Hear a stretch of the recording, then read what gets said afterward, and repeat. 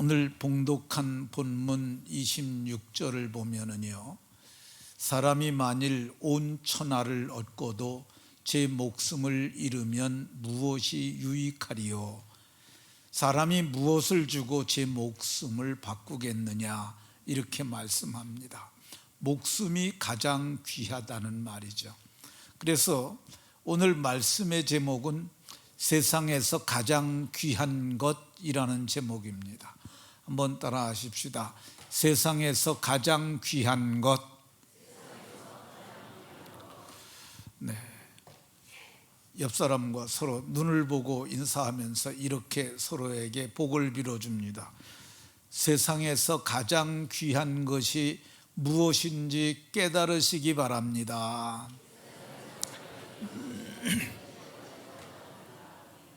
네, 세상에서 가장 귀한 것이 무엇인지 깨닫고 가장 가치 있는 일에 생애를 드리는 복된 분들이 다 되시기를 예수 그리스도의 이름으로 축원합니다. 제가 오늘은 주제 설교합니다.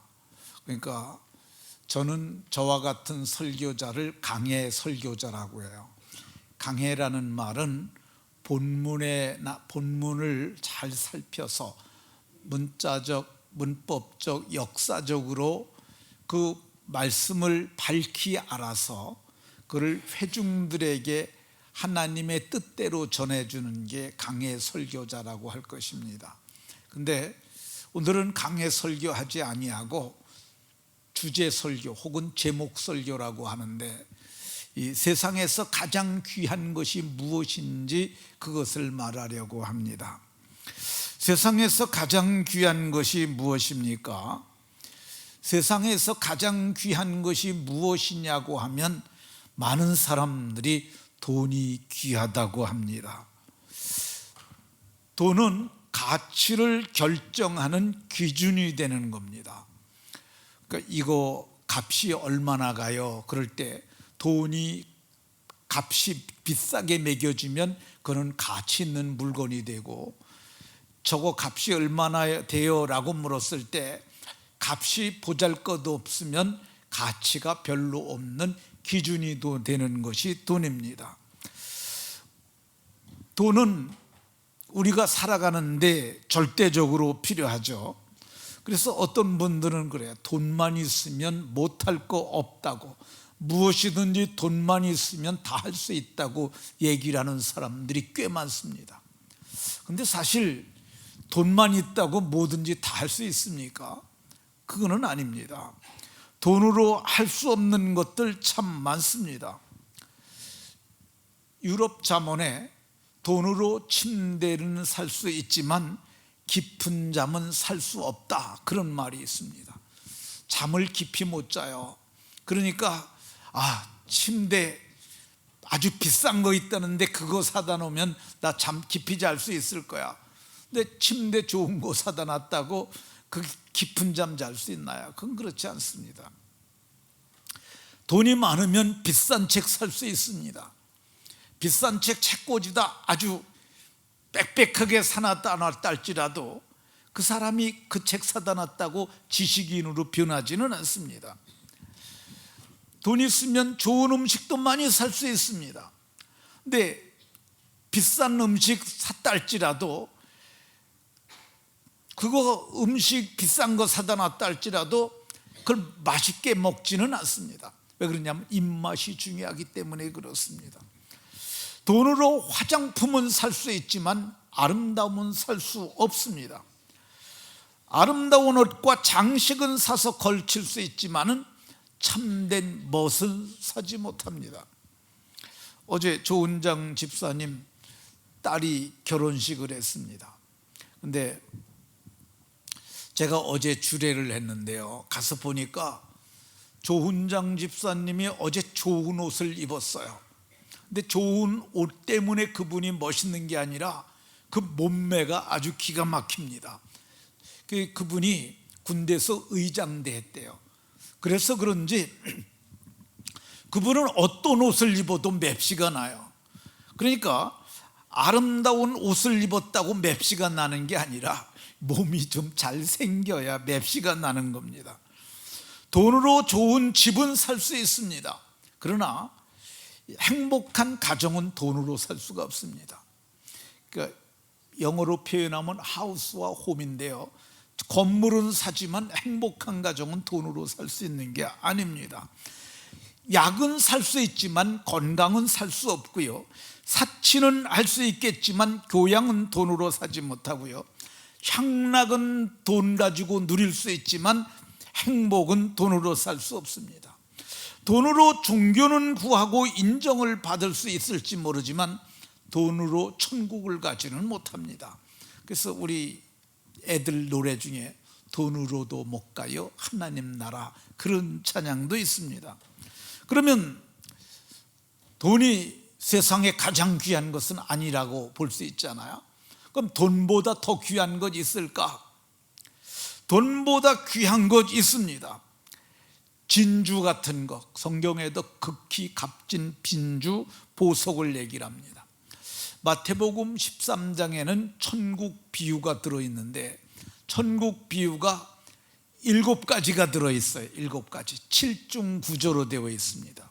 근데 예수님께서 천국은 마치 좋은 진주를 구하는 장사와 같으니 그 값진 진주 하나를 만나니까 그 값진 진주를 얻기 위해서 자기의 모든 소유를 다 팔아서 그 진주를 샀다고 얘기를 합니다. 진주가 귀합니다. 세상에서 가장 귀한 그러면 보석은 뭘까? 그건 레드 다이아몬드라고 합니다. 귀금속 경제신문사 대표인 김태수라는 분이 있는데요, 그분이 신문에 글을 썼어요. 세상에서 가장 값진 다이아몬드가 호주에 있다고 그럽니다. 호주는 다이아몬드가 많이 생산되는데요, 거기에 레드, 핑크, 블루, 그린, 골드 다양한 색상이 있는데, 그러니까 하얀색을 화이트라고 그러는데 화이트 다이아몬드에 비해서 레드 다이아몬드는 100배 정도 비싸다고 그럽니다. 그럼 지금까지 지구상에서 발견된 가장 비싼 다이아몬드는 값이 얼마나 될까? 약 1650억 정도 된다고 그럽니다. 크기가 3106.75 캐러트, 그러니까 1g이 한 5캐럿 되나 봐요. 근데 이게 그 3000캐러트가 넘는데 우리나라식의 그 무게를 다는 단위인 그람으로 보면 621g. 소고기 사면은 한 근 주세요 그러면 이 뭐 식당에서는 200g 주지만은 원래 소고기가 600g 한 근이잖아요. 그러니까 소고기 한 근 조금 더 후하게 준 것만큼 그런데 저게 1650억이나 된다고 그럽니다. 그러면 진주보다 더 귀한 건 뭐가 있을까? 진주보다 귀한 것은 사람이라고 볼 수 있습니다. 사람은 가장 흔하지 않습니까? 가장 많지 않습니까? 그럼에도 불구하고 가장 귀한 것이 사람입니다.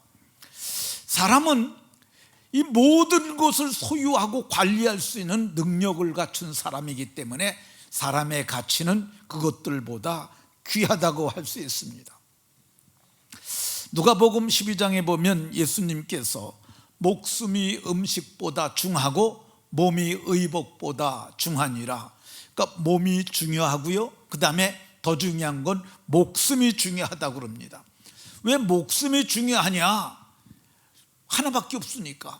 목숨이 한 1000개 되면은 이게 좀 그렇게 막 굴려도 되겠지만 사람은 누구나 목숨이 하나밖에 없어요. 이게 희소성에서 절대 가치를 가지는 거예요. 그래서 예수님이 오늘 봉독한 본문에도 사람이 온 천하를 얻고도 제 목숨을 잃으면 무엇이 유익하겠느냐, 이렇게 얘기를 합니다. 제가 예수님 믿고 처음에 예수님 믿고 부흥회 그런 데 가면 한 영혼이 천하보다 귀하다는 얘기를 부흥 강사님들이 많이 하셔요. 그래서 한 영혼이 천하보다 귀하다고 그러는데 그 말씀이 성경 어디에 있나? 제가 성경을 처음부터 끝까지 다 읽어봤는데 그런 말씀 없어요. 나중에 보니까 온 천하를 얻고도 내 목숨을 잃으면 그럼 내게 무슨 유익이 있겠느냐, 사람의 지 목숨을 무엇을 주고 바꾸겠느냐. 가장 중요한 것, 사람의 목숨이 개인적으로 봤을 때, 개인의 주관으로 봤을 땐 천하보다 귀하다는 그런 의미로 그렇게 말하는 것으로 보여집니다. 그러면 세상에서 가장 귀한 사람의 가치는 얼마나 될까? 사람의 물리적 가치는 별로 값이 나가지 않습니다. 사람을 해부를 해서 그 원소 분해를 해보게 되면은 칼슘 2.25kg, 그리고 인산염 500g, 칼륨 252g, 나트륨은 소금이죠. 소금 유황 168g, 마그네슘 28g, 그 소량이 옥소, 철, 구리로 되어 있는데 이거 값으로 따지면 몇 푼 안 나갑니다. 아무리 비싸게 쳐줘도 5만 원은 절대 못 넘습니다. 사람이 이 물리적 가치는 그밖에 안 돼요. 근데 사람은 육체로 만들어져 있지만 인간은 기능을 가지고 있어요. 기능적 가치로 따지게 되면 인간의 가치는 저거와 비교할 수가 없습니다. 미국의 매사추세츠 산업사고국이라고 있는데요, 여기가 세계 보험가를 정하는 기준이에요. 여기서 발표한 것을 가지고 산정을 합니다. 이 보상액이 대개 물가 지수나 그리고 국가의 경제 수준에 따라 달라지긴 합니다. 근데 이 손가락 한 개 값이 한 900만 원 정도 됩니다. 그러니까 손가락 한 개인데 이 손가락도 나름이죠. 엄지와 검지는 비싸고 새끼 손가락은 별로 이렇게 쓰임새가 적으니까 이건 가치가 적은데, 비싼 거는 한 900만 원. 콩팥이 망가지게 되면 콩팥에 대한 보상이 5천만 원 정도 된다고 그래요. 근데 콩팥 이식하는 비용도 저 정도 들어가는 것 같아요. 성기능저하 7,500만 원, 폐기능저하 1억 2,500만 원, 두 눈을 다 잃게 되면 2억 5천만 원, 뇌가 망가져서 기억 장애가 생기게 되면 15억이요. 그러니까 사람에게 가장 중요한 게 생각하는 힘 아닙니까? 생각이 머리에서 나오잖아요. 그러니까 머리가 제일 비싼 거예요. 그렇게 계산을 하면 사람은 한 50억은 보통 개인별로 한 50억은 될 겁니다. 그러니까 자기 자신을 생각할 때 나는 한 50억은 최소한 가치가 있다, 이렇게 생각해도 틀리지 않을 것입니다. 근데 사람의 가치는 저건 보편적으로 따지는 거고, 특수한 능력을 가진 사람들이 있어요. 그 사람들은 지적 능력이나 예술적 능력을 갖춘 사람들은 가치가 더 다릅니다. 롱펠로라고 하는 시인이 있었는데 그 사람이 시상이 떠오르게 되면 휴지 조각에다가도 적었다고 그래요. 근데 그 휴지 조각에 적은 그 값이 얼마 정도 됐느냐, 이 롱펠로의 시상 하나가 6,000불 정도에 팔렸다고 그러니까, 제가 어제 우리가 캄보디아에 돈을 보내잖아요. 그럼 그 사람들이 달러로 환전을 해요. 그래서 시세가 얼마 정도 되나 봤더니 1290 몇 원이에요. 그러니까 1300원으로 계산하면 이게 이제 그 시상 하나가 떠올라서 뭐 한 5분도 안 걸려서 적어 놓으면 그게 한 900만 원짜리가 되는 거죠. 휴지에다가 그분의 문학성이 더해져서 가치가 매겨진 것이라고 할 수 있습니다. 피카소라고 하는 천재 화가가 있습니다. 그 사람이 그림을 그리는 종이는 얼마 안 가죠. 많이 비싸다고 쳐도 돈만 원이 가겠습니까? 그런데 그 보잘것없는 종이 조각에 대상을 하게 되면 그게 집 한 채 값이 같다고 그래요. 그러니까 보잘것없는 종이 플러스 그 사람의 구상, 그리고 그 사람의 손으로 그린 대상의 능력, 이런 것들이 합쳐져 가지고 가치가 매겨지는 거죠. 사람의 가치는 경제적 관점에서 보면은 그 사람의 경영 능력과도 비례할 수 있다고 볼 수 있어요. 경영을 잘하는 사람들은 돈을 엄청 벌 수도 있어요.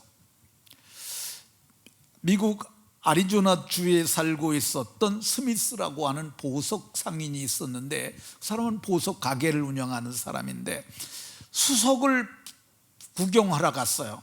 그러니까 수석은 돌 중에서 잘생긴 돌들을 수석이라고 그러는데, 이 받침대에다 돌 같은 거 올려놓고 그러는 거 우리도 보잖아요. 근데 가보니까 그 돌 중에서 아주 자기가 보기에는 비싼 돌이 있더라는 거야.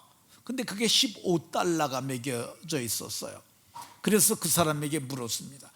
이게 15달러요? 이렇게 물었더니 그 사람이 깎아달라는 줄 알고 10달러만 주고 가져가세요. 그래서 그걸 10달러를 주고 가져왔어요. 근데 그게 사파이어라고 하는 보석의 원석이었대요. 그거를 가지고 그 사람이 얼마를 만들었냐면 우리나라 돈으로 물건을 손가락지도 만들고 목걸이도 만들고 팔찌도 만들어서 팔았는데 그걸 20억 원어치나 그걸 가지고 만들었다고 얘기를 합니다. 사람은 자기가 가지고 있는 부가 능력에 따라서, 경영 능력에 따라서 가치가 달라질 수 있습니다. 이 쇼츠라는 그 유튜브에 보면은 우리나라 부자 순위가 매겨져 있는데 기업 순위가 아니라 개인 부자 순위예요. 우리 그 영상을 한번 보도록 하겠습니다. 돈이 넘쳐 흐르는 한국 부자 순위 탑6. 6위 홍나희, 자산 6조 5,400억 원. 전 삼성회장 이건희의 부인이고 리움미술관의 전 관장이었다고 합니다. 세계 순위는 516이라고 하네요. 5위 권혁빈, 자산 6조 7,700억 원. 개인 회사인 스마일 게이트 그룹의 창시자이며 세계 순위는 496위입니다. 4위 김범수, 자산 7조 9,200억 원. 카카오의 창업자이며 세계 순위는 401위입니다. 3위 서정진, 자산 7조 9,200억 원. 바이오 의약품 기업인 셀트리온의 창업주이고 세계 순위는 372위입니다. 2위 김병주, 자산 9조 9,400억 원. 펀드 회사인 MBK 파트너스의 회장으로 출신은 대한민국이지만 현재는 미국 국적이라고 합니다. 세계 순위는 276이라고 하네요. 1위 이재용, 자산 10조 9,400억 원. 삼성전자 회장으로 세계 순위는 230위입니다. 이분들에겐 1억 원이 껌값이겠네요. 네, 우리나라 부자들 좀 살펴봤는데 이 사람들은 단위가 조 단위예요. 조는 뭐냐면은 억이 10,000개가 1조예요. 근데 이 사람들은 이제 보면은 뭐 부모 재산을 물려받은 사람도 있고 남편 재산 물려받은 사람도 있는데 이 나머지 사람들은 자기가 창업한 사람들이에요. 이 사람 중에 한 사람 김범수라는 사람을 한번 같이 살펴보도록 하겠습니다. 김범수는 우리 까똑까똑까똑 하는 거 있잖아요. 카카오톡 저 사람이 만든 사람이 김범수예요. 이 사람은 전라도 담양에서, 담양이 우리 옛날에 임춘선 목사가 그 담양이 고향이었어요. 근데 담양에서 농사 짓던 빈농의 아들로 태어났습니다. 근데 딸 셋을 낳고 아들 둘을 낳았어요. 근데 범수 아버지가 땅도 우리는 많지도 않고 여기 시골 있어 봐야 앞으로 수십 년 있어 봐야 얘네들 다 농사꾼도 못 되고 여기서 있어 봐야 별거 없다고 어느 날 아버지가 생각을 했어요. 가족들에게 얘기를 합니다. 우리 여기 살아봐야 앞으로 날이 없으니까 애들이라도 잘 되게 우리 서울로 한번 가보자. 그래서 결심을 하고 그래서 7 식구가 서울로 무작정 상경을 합니다. 근데 범수 아버지가 뭐 했냐면은 이 고기 유통을 했어요. 정육 도매업을 하면서 돈을 좀 벌었어요. 그래서 집도 사고 그랬는데 어느 날 그것이 깨박을 쳐갖고 다 날아가 버리고 말았습니다. 그래서 그 집에서는 그때 당시에 셋째 아들, 첫째, 둘째, 세 번째 아들로서 첫 번째가 범수였는데 그때 그 친구가 이제 대학을 들어가려고 그랬는데 그때 쫄딱 망했어요. 근데 아버지가 그랬어요. 너라도 좀 대학을 갔으면 좋겠다. 그래서 그때부터 자기가 공부를 했는데 대학에 떨어졌어요. 그러니까 1년을 재수하겠다고 아버지에게 말을 했어요. 근데 재수한다고 그래서 뭐 학원은 다닐 형편도 못 되고 그러니까 집에서 재수를 하는데 자기가 그래요. 그렇게 이를 악물고 공부했던 적이 없었다고 그래요. 어떻게 했냐면 공부를 하다가 놀고 싶은 마음이 생기면은 손가락을 피를 내 가지고 그로다 혈서를 썼어요. 그러면서 이를 악물고 공부를 했어요. 그리고 담배를 폈었는데 내가 이거 담배 살 돈도 없는데 내가 이거 담배도 끊어야겠다고 마음을 먹어가지고 담배 3가치를 삽니다. 그래가지고 대학을 들어갈 때까지 그 3가치 중에서 1가치만 피고 2가치가 남았다고 그래요. 아주 독한 몸 맞고 공부해가지고 그래서 서울대 산업공학과에 86년도에 입학을 하게 됩니다. 근데 아버지가 학비 못 대주니까 알바하면서 대학 졸업하고 대학원 관영도 알바하면서 그렇게 졸업을 합니다. 그리고 삼성 SDS에 들어갑니다. 근데 그때 90년대 들어가서 어떤 일이 일어났냐면 우리나라에서 게임 열풍이 불었어요. 그게 PC방이 많이 생기는 거야. 근데 직장을 다니면서 월급 탄 거 그런 거 합쳐가지고 게임방을 만듭니다. PC방을 만든 거야. 한양대학교 앞에다가 미션 넘버원이라는 아주 큰 PC방을 하나 다른 친구하고 동업을 해서 그걸 만들었어요. PC방에서 뭔 돈을 벌까 하지만은 워낙이 좋은 장소에다 갖고 6개월 만에 5천만 원을 벌었대요. 그리고 계속 돈이 벌리니까 이제 그걸 아내에게 맡깁니다. 그러면서 그 사람은 이제 삼성 SDS를 나온 거예요. 그래가지고 삼성동에 1998년에 삼성동에다가 이 한게임이라는 게임 업체를 세웁니다. 그러니까 이 PC방에서 나온 거 가지고 게임 업체를 하나 세운 거죠. 그래가지고 게임 업체를 한 2년 운영하다가 삼성 SDS에서 같이 나온 네이버를 창업한 그 친구하고 한게임하고 그걸 합쳐요. 그래가지고 둘이 공동대표를 하다가 그래서 2007년 8월이 됐을 때 그가 얘기를 합니다. 나 이제 그만하게 되니까 내게 현금으로 주라. 그래서 네이버에서 그가 돈을 받아가지고 나와요. 근데 그거 가지고 어디로 갔냐면 미국으로 갔습니다. 근데 미국에 가서 뭐 했냐면은 놀았어요.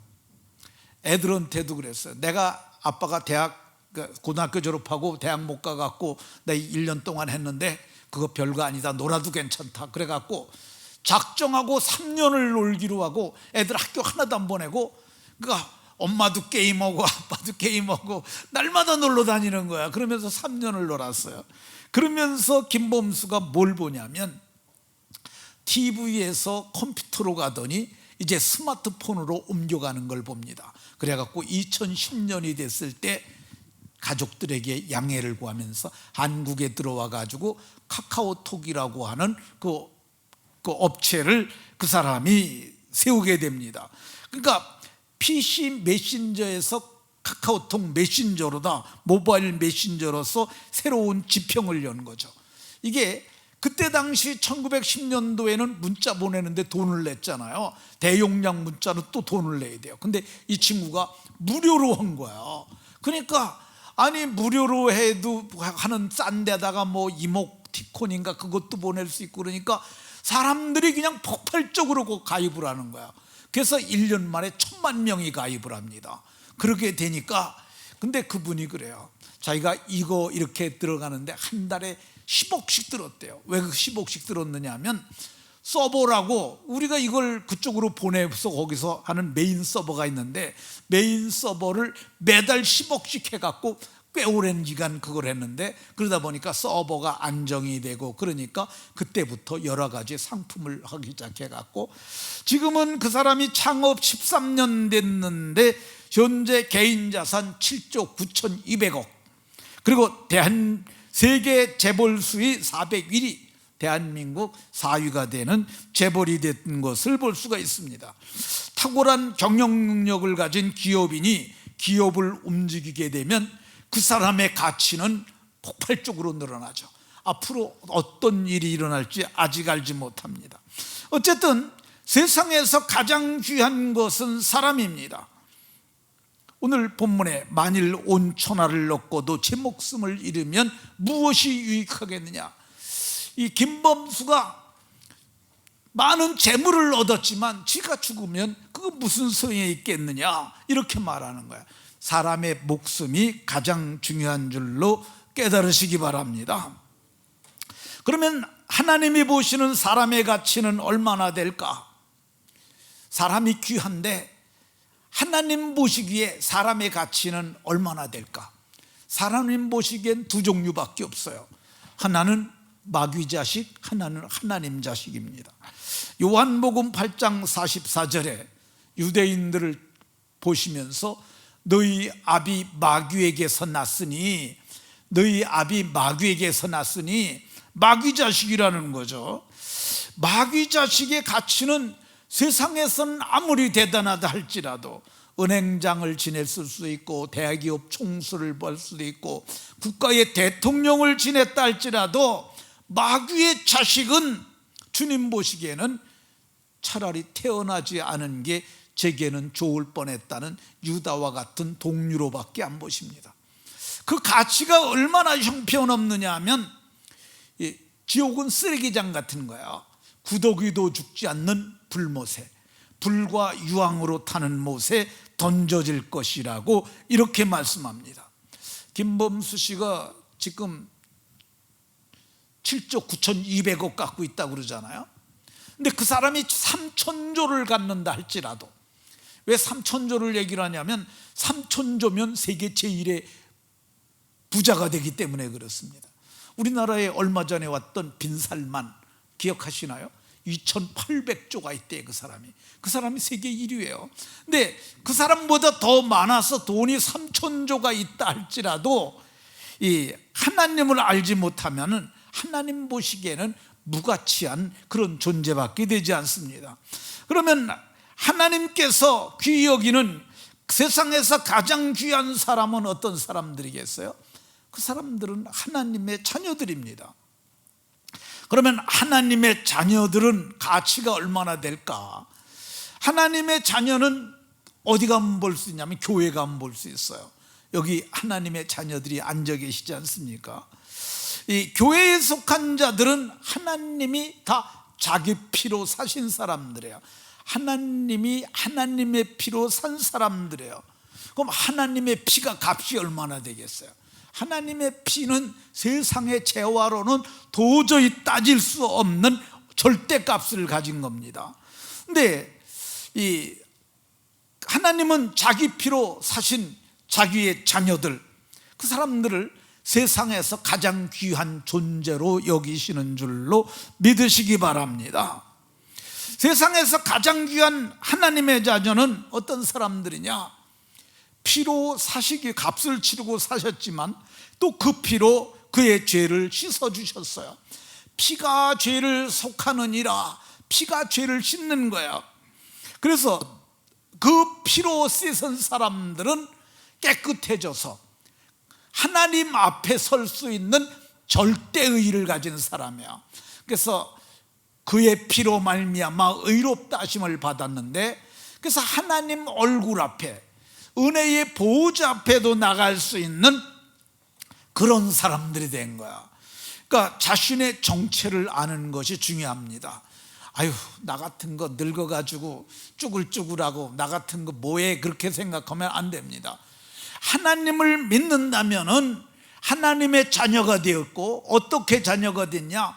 예수의 피로 죄를 씻었고, 또 성경이 그의 피로 말미암아 의롭다함을 받아서 하나님 면전 앞에 설 수 있는 절대의의를 가진 사람들이 됐으니까 자기가 내가 하나님의 자녀라는 높은 자긍심을 가져도 되는 줄로 믿으시기 바랍니다.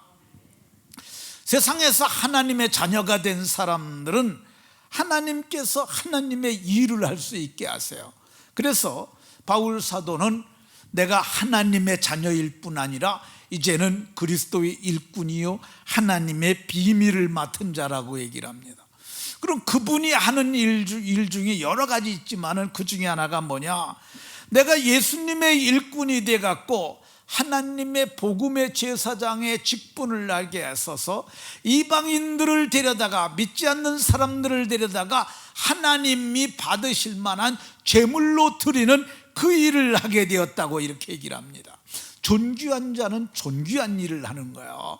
저와 여러분들이 절대의의를 가진 사람들인데 존귀한 일을 해야 되는데 그 존귀한 일이 뭐냐? 사람들을 데려다가, 죄인들을 데려다 의인 만드는 그 일을 하는 거야. 이번 전도 축제에 한 명이라도 데리고 오셔서 여러분들이 모두가 가치 있는 일을 하는 분들이 다 되시길 예수 그리스도의 이름으로 축원합니다. 그러면 세상에서 가장 귀한 사람들을 하나님이 어떻게 하실까? 성경은 이렇게 말씀합니다. 우리의 낮은 몸, 천한 몸, 죽을 몸을 자기 영광의 몸의 형체, 예수님과 같이 우리를 변케 하실 것이라고 이렇게 말씀하세요. 우리를 변케 하실 뿐만 아니라 우리를 위하여 하늘에 집을 마련했다고 얘기를 하고 있습니다. 하늘에 있는 영원한 집이 누구에게 있다고요? 우리에게 있는 줄 아느니라. 내게도 있고 여러분들에게 있습니다. 그 집을 성경은 이렇게 말해요. 문은 진주로 만들었다고 그래요. 근데 문이 진주인데 얼마 많은 진주냐? 문 진주가 무지무지하게 큰 거예요. 요만한 좁쌀만한 거, 뭐 요런 파달만한 진주가 아니에요. 그것이 얼마나 큰지 한 개로, 진주 한 개로 문을 만들었다고 얘기를 해요. 그 길바닥은 뭘로 깔았다고요? 맑은 유리 같은 정금으로 깔아놨다고 이렇게 얘기를 해요. 그러니까 내가 살 집이 그러하고 여러분들이 살 집이 그러한 줄로 믿으시기 바랍니다. 세계에서 가장 비싼 집이 어떤 집이냐면 엘리자베스 2세가 살았던 버킹엄 왕궁이라고 얘기해요. 근데 이게 값으로 따지면 얼마가 되느냐? 미화로 20억 달러, 우리나라로 얘기를 하면 2조 6천억 정도 되는 거예요. 어마어마하게 비싼 거죠. 저기 여러분들 가보신 분 계십니까? 저기 못 들어갈 수도 있어요. 돌아가실 때까지 못 가볼 수도 있어요. 근데 못 들어가도 괜찮아요. 저거 아스팔트로 깔았고요. 길바닥도 문도 다 나무 조각으로 만든 거야. 그 별거 아니에요.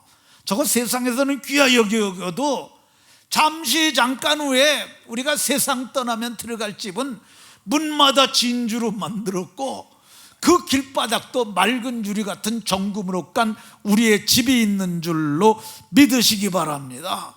그럼 그 나라 들어가서는 우리 뭐 하냐? 성경이 이렇게 말씀하고 있어요. 하나님과 그리스도의 제사장이 되어 1000년 동안 그리스도와 더불어 왕노릇하리로다. 우리가 왕노릇할 사람이라는 겁니다. 여러분들 스스로를 낮게 평가하지 말고 내가 장차 그리스도와 더불어 왕노릇할 사람이다, 이렇게 크게 생각하고 존귀한 존재로 인식하고 높은 자긍심을 가지고 하나님 앞에서 복 있게 사시기를 예수 그리스도의 이름으로 축원합니다.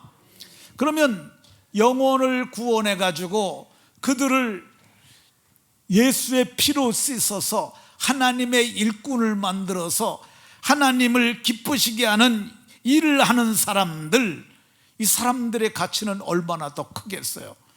지옥에 갈 영혼들을 구원하는 사람들, 영혼의 헌터들이죠. 지옥에 갈 영혼들을 끄집어내 갖고 그걸 가지고 작품을 만드는 사람들, 영혼의 예술가들이죠. 사람을 구원하는 전도자들이 바로 이와 같은 사람들입니다. 이 사람들이 정말 귀한 사람들이니, 그 사람들이 누구냐? 나고 여러분들인 줄로 믿으시기 바랍니다. 그냥 놔두면 불타잖아요.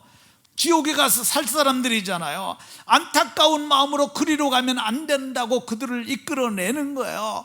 여러 말로 권해요. 밥도 사주면서, 그리고 차도 사주면서 우리 함께 예수 믿고 구원 받자고 그렇게 얘기를 하는 거야. 그래서 그들을 하나님의 교회로 이끌어내서 하나님의 자녀의 신분을 얻게 하고, 그래서 하나님의 자녀가 되게 하는 사람들, 아주 귀한 분들인 줄로 믿으시기 바랍니다.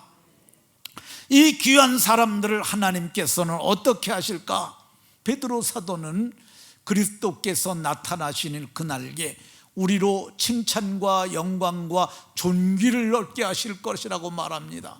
우리가 전도하면서 침뱉음을 당하고 소금 뿌림을 당할지라도 내가 참 잘했다, 내가 너를 영화롭게 해주겠다, 너의 지위를 왕처럼 존귀케 해주겠다. 그렇게 하나님께서 해주실 거라고 얘기를 합니다. 뿐만 아닙니다. 많은 사람을 옳은 길로 돌아오게 한 자는 하늘에서 별과 같이 빛날 것이라고 얘기를 합니다.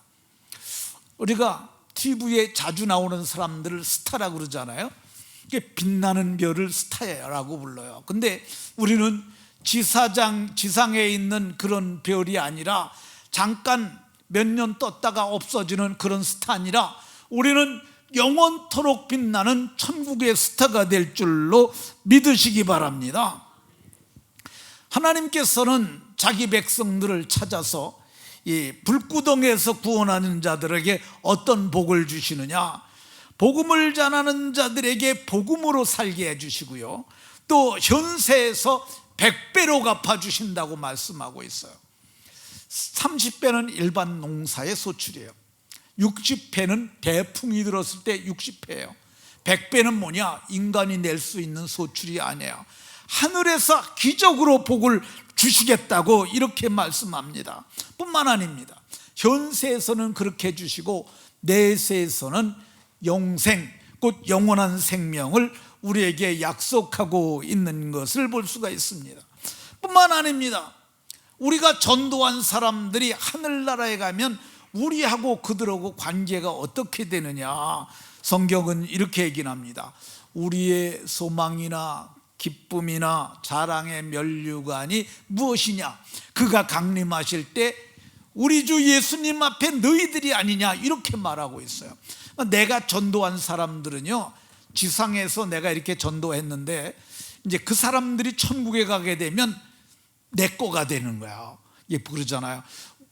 우리가 그분의 나라가 들어갈 때 소망이나 기쁨이나 자랑의 면류관이 바로 너희라고 얘기를 하고 있어요. 하나님께서 우리에게 놀라운 이런 기회를 주셨어요. 이거 전도는요, 살아있는 동안만 하는 거야. 죽으면 이거 절대 못합니다. 그러니까 지금이 기회다 생각하시고, 이번 태신자 해산주일이 6월 25일이에요 6.25 기억하시죠? 야, 6월 25일 날 뭐 별일 없냐? 그러면 나하고 어디 좀 가자. 그래가지고 여러 말로 권하는 거야. 성경은 여러 말로 권하는데 우리식으로 하면 여러 말로 꼬시는 거야. 잘 꼬셔가지고, 예, 보신탕 사준다고도, 보신탕은 안 되겠네. 어쩌면 영양탕 사준다고 잘 꼬셔가지고, 뭐 맛있는 거 사준다고 꼬셔가지고 다 하나님께로 데리고 나와서 저들이 하나님의 자녀의 명분을 얻어서 영광스러운 권속이 돼서 하나님께는 기쁨이 되고 여러분들에게는 복이 되고 마지막 날에는 그들이 다 여러분의 자랑이 되시기를 예수 그리스도의 이름으로 축원합니다. 하나님, 오늘도 말씀을 통해서 주의 법을 알게 하시니 감사드립니다. 하나님, 사랑하는 성도들 모두가 아버지 하나님, 세상에서 가장 귀한 것이 사람인 줄 알았고 하나님의 자녀가 귀한 것인 걸 알았습니다. 우리가 너무 몰라가지고 지옥불에 들어가려는 사람들 다 죽게로 이끌어내서 하나님의 기쁨이 되고 자랑이 되는 우리들이 다 되도록 복 주옵소서. 예수 그리스도의 이름으로 기도하옵나이다.